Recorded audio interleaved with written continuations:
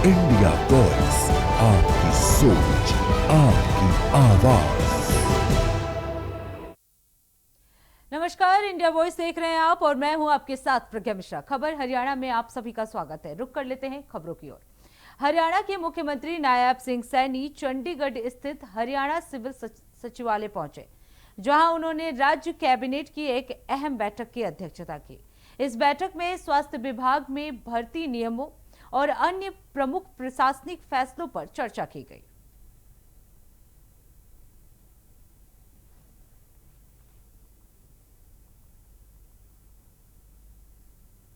अब रुक कर लेते अगली खबर की। हरियाणा में किसानों और आढ़तियों ने नए कानूनों के खिलाफ संघर्ष की चेतावनी दी है। आपको बता दें, हरियाणा आढ़ती एसोसिएशन के नेतृत्व में प्रदेश भर में प्रदर्शन कर जिला उपायुक्तों ने माध्यम से सरकार को ज्ञापन सौंपा है। आढ़ती नेताओं का कहना है कि पोर्टल सिस्टम, बायोमेट्रिक अनिवार्यता और नई खरीद प्रक्रियाएं किसानों और व्यापारियों के लिए मुश्किलें बढ़ा रही हैं। उन्होंने आरोप लगाया कि इन नियमों से भ्रष्टाचार बढ़ रहा है और एमएसपी पर भी असर पड़ रहा है। प्रदर्शनकारियों ने 2.5% कमीशन बहाल करने और नए कानून वापस लेने की मांग की है। चेतावनी भी दी गई है कि मांगे नहीं मांगी गई तो बड़ा आंदोलन शुरू किया जाएगा। तो किसानों और आढ़तियों का ये विरोध जो है वो देखने को मिला है। नए कानूनों पर सवाल उठाए गए हैं। मांगे न मांगी गई तो आंदोलन की चेतावनी जो है इनके द्वारा दी गई है। पूरे हरियाणा प्रदेश के जितने भी हमारी जो आढ़ती एसोसिएशन है वो पूरे हर जिला मुख्यालय पे अपना एक मांग पत्र डीसी के माध्यम से सरकार तक पहुंचा रही है। जो हमारी मुख्य मांग यही है, जो हमारा खरीद का प्रक्रिया का जो कम्युनिकेटेड किया है इसको आसान करें, जो पहले की बात ही चलता रहे। और जो हमारे आढ़ती भाइयों का 2.5% कमीशन हमारा पहले तय था उसको उसी तरह दें। हमारा मेन ताना उतना ही दे। हमारा कोई काम कम नहीं हुआ। जो हमारे फंक्शन और ऑपरेशन है वो हमारा जुगत हुआ है। हमारा जीतों पे 18 ना हो। सेंट्रल गवर्नमेंट ने थोड़ा सा बढ़ाया, उसको सरकार पूरा 2.5% दे। और जो जैसे प्रधान जी ने बताया अनलोडिंग की मजदूरी, अरे क्यों झगड़ा करवा रहे हमारा किसान से? जब आपने एमएसपी पूरा देना है तो उसको अलग से देना। अनलोडिंग की मजदूरी जो आपने काट दिया ये किसान से वसूल करो। तो पर्दे के पीछे कुछ और सामने कुछ। देखिए, गेहूं की खरीद सिर पर है और किसान इतना परेशान है। किसान को यही नहीं समझ में आ रहा है कि मैं अपने गेहूं बेचूंगा कैसे, क्या करूंगा, गेट पर क्या होगा क्या नहीं होगा। इन्होंने पोर्टल किया है। पोर्टल करने के बाद इनको अब सरकार को अपनी तसल्ली नहीं हो पा रही कि ये पोर्टल सही है या गलत है। अब कहते हैं कि अब गेट पर किसान जो खुद जिसके नाम पोर्टल है वो खुद मौजूद होगा, उसका बायोमेट्रिक वो अंगूठा लगेगा। और अगर कोई लेडीज़ के नाम से ही पोर्टल है उसको भी मौजूद होना पड़ेगा। ट्रैक्टर पे नंबर लिखा होगा।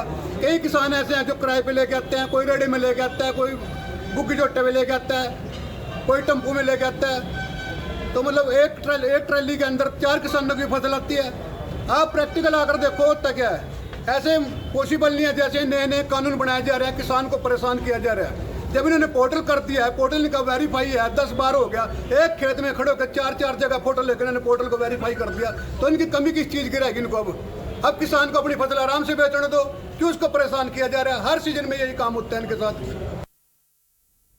अब रुक कर लेते हैं अगली खबर की। यमुनानगर में सरकारी स्वास्थ्य सेवाओं की बदहाल स्थिति सामने आई है। आपको बता दें, कांग्रेस कमेटी की जिला इकाई ने आरटीआई के जरिए खुलासा किया कि सिविल अस्पताल में डॉक्टरों, नर्सों और अन्य स्टाफ की भारी भरकम कमी है। रिपोर्ट के अनुसार कई अहम पद भी खाली हैं, जिससे ओपीडी, जांच और इलाज सेवाएं प्रभावित हो रही है। मरीजों को लंबी कतारों में इंतजार करना पड़ रहा है और जरूरी सुविधाएं समय पर नहीं मिल पा रही है। कांग्रेस नेताओं ने सरकार पर स्वास्थ्य व्यवस्था को नजरअंदाज करने का भी आरोप लगाया है और चेतावनी दी है कि यदि जल्द सुधार नहीं हुआ तो विरोध प्रदर्शन किया जाएगा। तो आपको बता दें, आरटीआई में स्टाफ की कमी, डॉक्टर, नर्सों के कई पद जो हैं वो खाली है। मरीजों को इलाज में कई दिक्कतों का सामना भी करना पड़ रहा है और इसे लेकर कांग्रेस ने सरकार को घेरा है। इतना बड़ा जिला हमारा, यहाँ पे परमानेंट सीएमओ नहीं है। सीएमओ भी हमारा एडिशनल पोस्ट पे है। जब इतने बड़े हॉस्पिटल के अंदर सीएमओ नहीं है तो उसकी देखरेख कौन करेगा? ये भी एक प्रश्न चिन्ह है सरकार की व्यवस्था में। साथियों, ये आंकड़े हैं हमारे पास। सीएमओ नहीं है, सीनियर मेडिकल ऑफिसर मतलब सीनियर डॉक्टर्स जो हमारे सीनियर डॉक्टर्स हैं, सैंक्शन पोस्ट है 17, हमारे पास सिर्फ 8 डॉक्टर्स हैं सीनियर, 9 पोस्ट खाली हैं। हमारे पास सरकारी हॉस्पिटल के अंदर 192 पोस्ट एमबीबीएस डॉक्टरों की हैं, जिसके अंदर 93 पोस्ट खाली हैं। ये तो हमारे सीनियर डॉक्टर्स का और जो एमबीबीएस डॉक्टर्स हैं उनका हालात है। डॉक्टर्स, ये जो मेडिकल ऑफिसर हैं, ये ओपीडी देखते हैं। आप समझिए कि 192 पोस्ट हैं और 93 पोस्ट खाली हैं, तो कैसे हमारी ओपीडी चल रही है, कैसे लोग परेशान हो रहे हैं। लंबी लंबी लाइनें हर एक डॉक्टर के बाहर लगी हुई है, महीनों महीनों तक पेशेंटों का नंबर नहीं आता। हमारे रेडियोग्राफर जो एक्सरा करता है, जो एक्सरा करने वाला स्टाफ है, उसकी पोस्ट 21 है। ये नोट करने वाली बात है। जो एक्सरा करते हैं उसकी पोस्ट 21 है। सिर्फ हमारे पास 2 एक्सरे करने वाले लोग हैं, 19 पोस्ट खाली हैं। इतना बड़ा जिला है, 19 पोस्टें खाली हैं। अब रुक कर लेते अगली खबर की। यमुनानगर के प्रताप नगर में फर्जी पत्रकार की पिटाई के मामले ने अब तूल पकड़ लिया है। आपको बता दें, पिछले 2 दिनों से लघु सचिवालय के बाहर धरने पर बैठे पत्रकारों ने आज भूख हड़ताल शुरू कर दी है और न्याय की मांग पर अड़े हुए हैं। इस आंदोलन को भीम आर्मी और कांग्रेस नेताओं का भी समर्थन मिल रहा है। कांग्रेस ने राज्य सरकार पर खनन माफियाओं को संरक्षण देने का भी आरोप लगाया है। वहीं बीजेपी से जुड़े कार्यकर्ताओं का कहना है कि मामले में एफआईआर दर्ज हो चुकी है और आरोपियों की पहचान कर कार्रवाई जारी है। फिलहाल प्रदर्शनकारी न्याय मिलने तक आंदोलन जारी रखने की बात कर रहे हैं। तो पत्रकार की पिटाई का यह पूरा मामला सामने आया है। देखिए जी, जब से भारतीय जनता पार्टी की सरकार प्रदेश में बनी है, खनन माफियाओं का राज चल रहा है। जिला यमुना के अंदर बहुत ही ज्यादा संख्या में खनन माफिया आई हुई है और इलीगल तरीके से माइनिंग हो रही है। और इसके खिलाफ कोई आम आदमी हो या कोई हमारा पत्रकार साथी हो, इसके खिलाफ कोई भी आवाज उठाता है तो उनके कार्रवाई ना करके उन्हीं को तंग किया जाता है।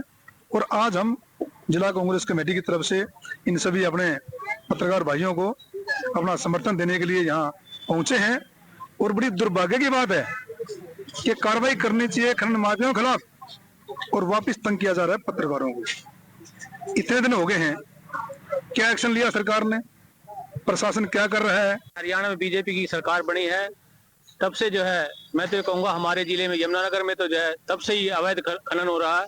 और जो ये अपना पर्यावरण बचाओ समिति बना रखी है अपना भरत जी ने और जो साथी हैं, इसमें ये बहुत बड़ी इनका पहल है।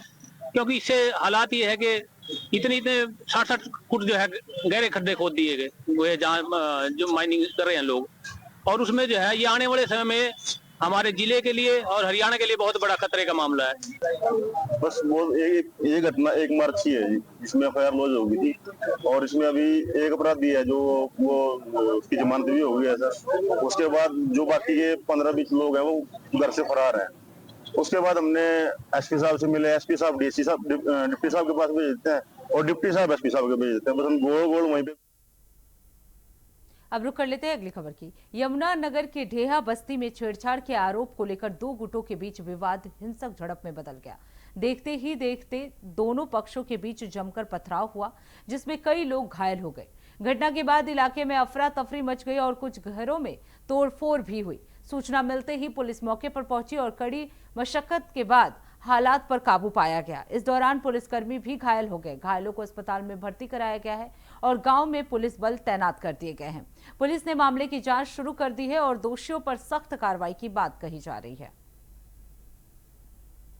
तो यमुना दोनों पक्षों का इनका पत्थरबाजी होगी थी, जो दोनों पक्षों के 2-3 आदमी हमने पकड़ लिए और जाके कार्रवाई करेंगे। सर सुना है कि 2-3 पुलिस कर्मचारियों को भी चोटें आई है सर? नहीं छोटी मोटी वो तो आती रहती है और तो ज्यादा लोग थे ना, इसलिए थोड़ी आ जाती है। सर झगड़ा किस वजह से हुआ था? झगड़े का तो अभी कुछ पहलू पता नहीं लगा।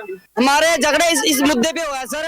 हमने पंचायती फैसला करे थे, लंबरदार सरपंच और सारों ने मिलकर ये फैसला करा था, जो गांव में गैर कानूनी काम हो रहे हैं, जैसे शराब बेचना, गांजा बेचना, और जैसे सर और भी कई ऐसे कई कानून मतलब जो मतलब लागू नहीं होने चाहिए मतलब गाँव के अंदर। एक